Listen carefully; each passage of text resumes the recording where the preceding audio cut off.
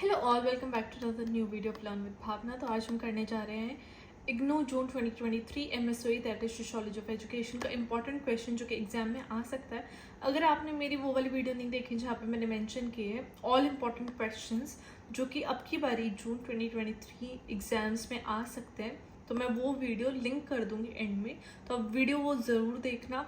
और मैंने ऑलरेडी बहुत सारे क्वेश्चंस मैं ऑलरेडी डाल चुकी हूँ, उनकी वीडियोस ऑलमोस्ट 5 क्वेश्चंस मैं डाल चुकी हूँ। Now this is the 6th month. तो let's start with the question. तो हमारा question, role of education in the knowledge economy.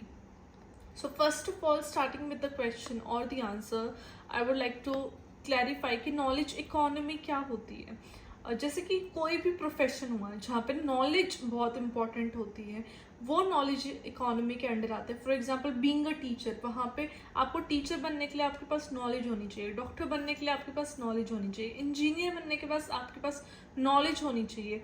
All these different professions जहाँ पे नॉलेज बहुत इंपॉर्टेंट है, जहाँ पे एजुकेशन बहुत इंपॉर्टेंट है, वो नॉलेज इकोनॉमी के अंदर आते हैं।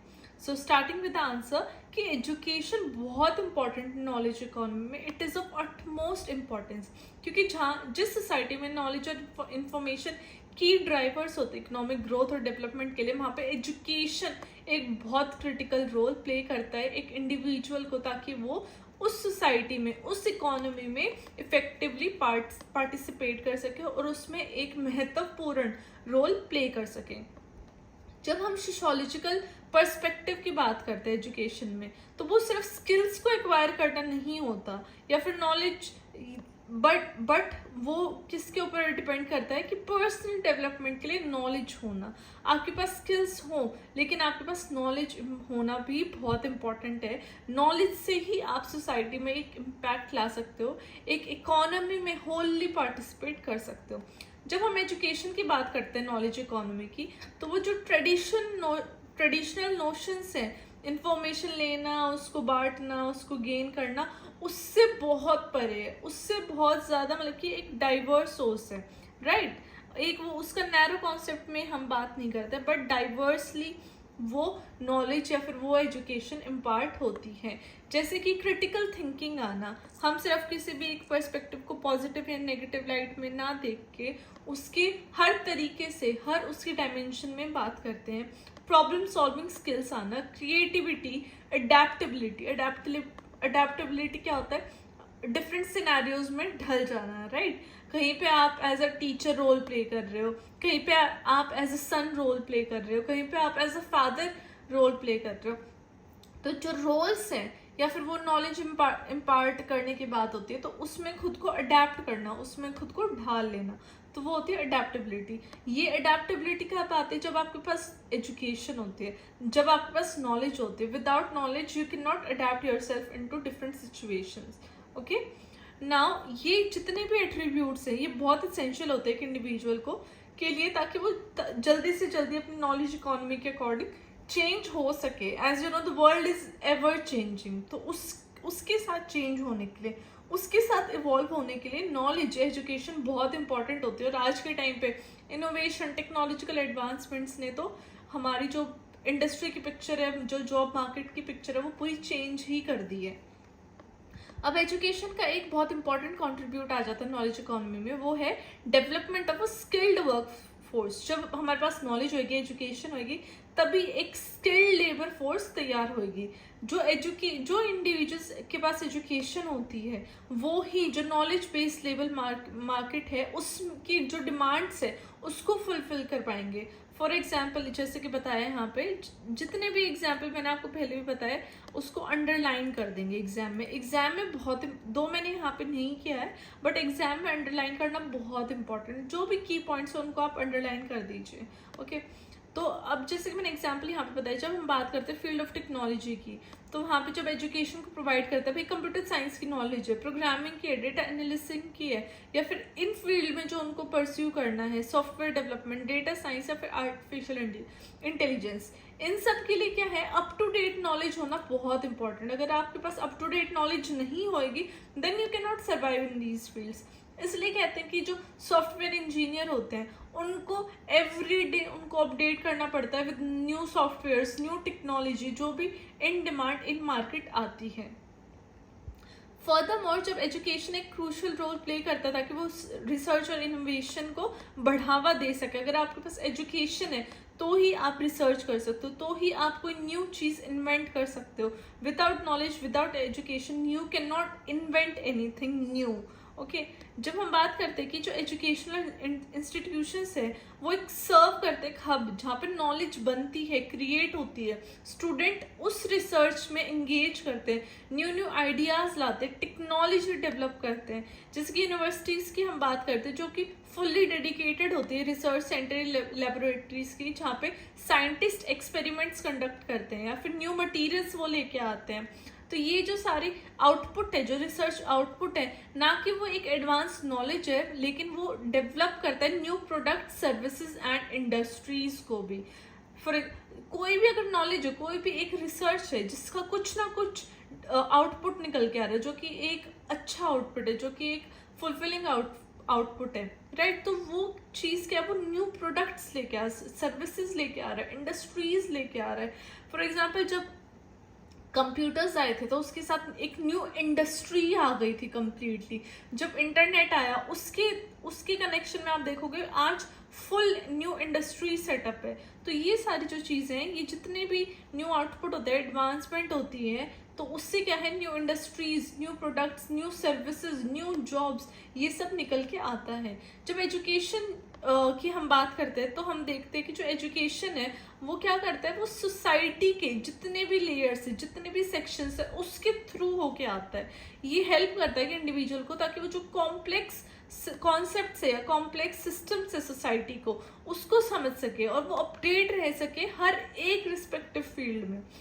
अब जो नॉलेज है वो एक एसेंशियल टूल बन जाता है ताकि उससे नॉलेज इकोनॉमी फंक्शन कर सके प्रॉपरली। जैसे कि मेडिकल प्रोफेशंस में आप देखोगे उनको भी डेली अपडेट रहना पड़ता है कि नई नई बीमारियां आ रही हैं, उनके लिए उनको क्या केमिकल्स रिएक्शन जो वर्क करेंगे। जब कोविड आया तो मेडिकल फील्ड में कितना कुछ उनको न्यू सीखना पड़ा। It was the demand of the time कि उनको सीखना पड़ा, न्यू उनको केमिकल्स की रिएक्शन करके उनको न्यू मेडिसिन लानी पड़ी, तभी तो क्योर हो पाए। अदरवाइज अभी तक तो पॉपुलेशन आधी की भी आधी हो जाती है अगर उसकी कोई मेडिसिन ना आ पाती। अगर जो मेडिकल फील्ड में जो साइंटिस्ट है, जो डॉक्टर्स है, अगर वो उसका कोई क्योर या इलाज नहीं ढूंढ पाते तो without a well-educated workforce, the healthcare sector could struggle to keep up the medical advancements and provide quality services.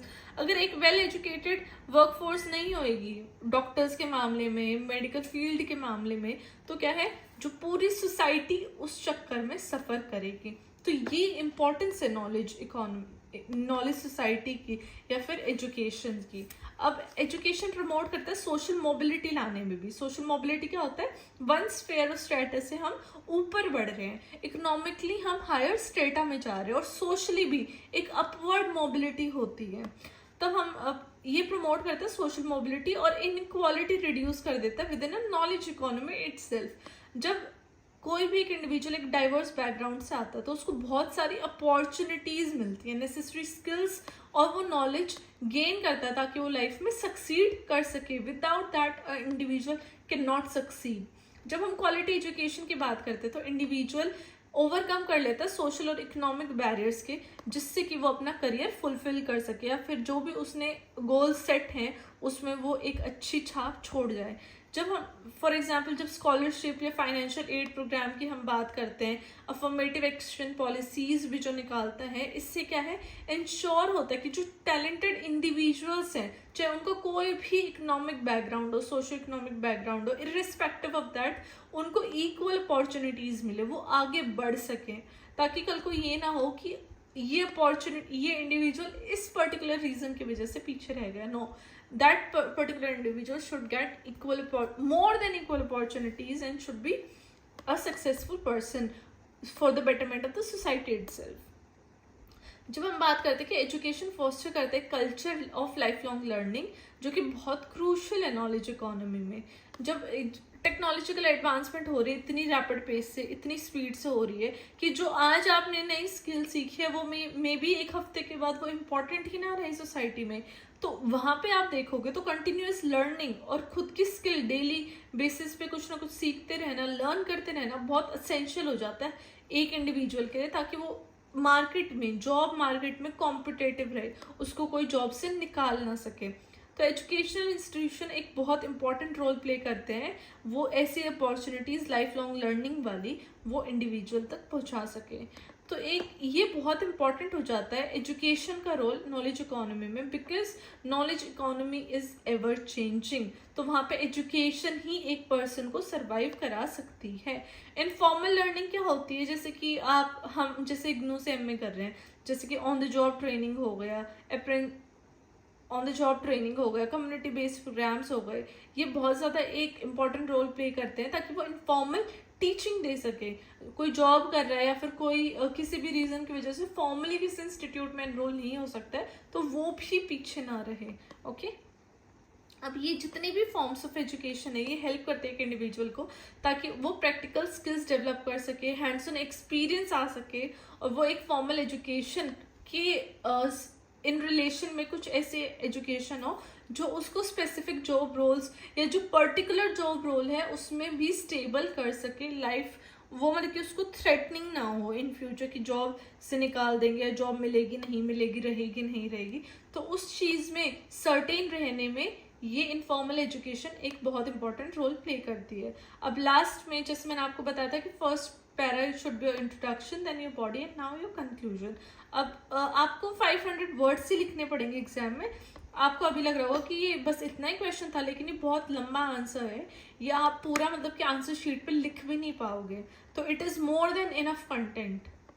अब कंक्लूजन में मैंने क्या लिखा कि एजुकेशन एक बहुत इंपॉर्टेंट रोल प्ले करता है, मल्टीपल उसके रोल्स हैं, मल्टीपल उसके पॉजिटिव इम्पैक्ट्स है नॉलेज इकोनॉमी में, जैसे कि स्किल्ड वर्कफोर्स डेवलप करना, रिसर्च और इनोवेशन प्रमोट करना, नॉलेज उसको डिससेमेंटेशन करना, एक सोशल मोबिलिटी के लिए इनइक्वालिटी रिड्यूस होती है, और एक culture of life long learning create करता है।